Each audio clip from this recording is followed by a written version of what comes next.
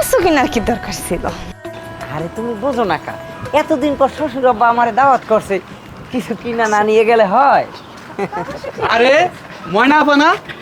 দুলা ভাই শ্বশুর বাড়ি যাইতেছেন নাকি? হ্যাঁ মেলা কিছু কিনছেন দেখতেছি। আর প্যাকেটে ওইটা মিষ্টি নাকি? হ্যাঁ মিষ্টি।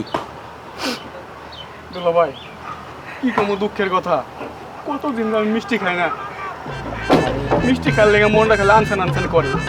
শেষবার মিষ্টি খেয়েছে আব্বার বিয়ের সময়।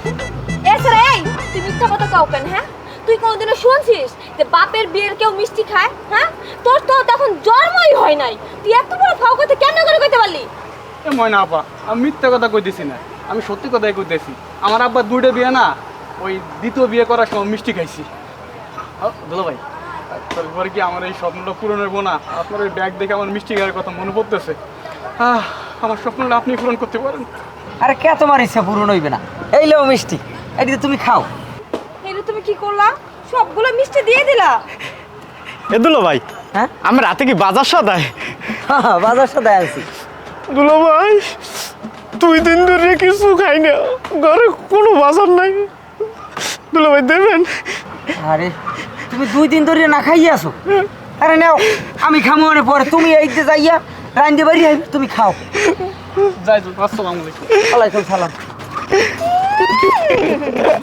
তুমি তো দেখে একদম বিরাট দানবীর হাতেম তাই হয়ে গেছো। হ্যাঁ, পুরা তোমার কষ্টের কথা বললো আর তুমি মিষ্টি বাজার সব কিছু ওদেরকে দিয়ে দিছো।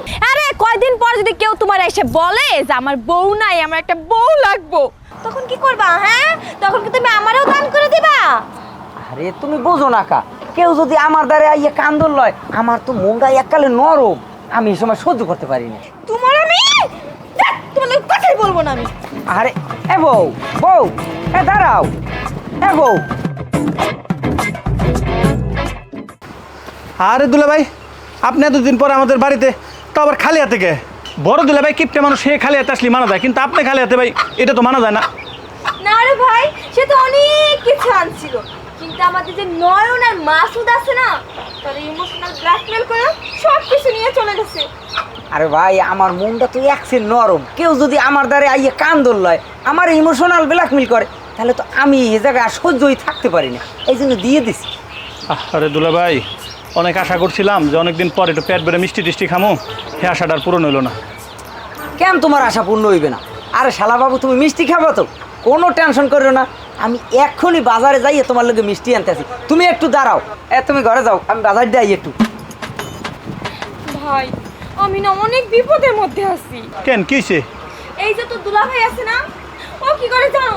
এলাকার লোকজন এসে যদি শালির মিথ্যা কথা বলে, তো কান্নাকাটি করে না, ও সব ভুলে যায়, ও সব কিছু যদি পারতো ওর গায়ের জামা কাপড়গুলো আছে না, এইগুলো খুলে দিয়ে দিত।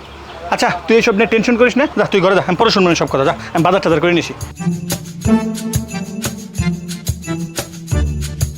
তোমার এই বাপের বাড়ি যাওয়ার কোনো টাইম পেইলে না, এই বর্ষাকালে এর ভিতরে আবার আসে রোদিতে রাস্তাঘাটে গাড়ি একশো কাদা, এ মানুষ চলতে পারে?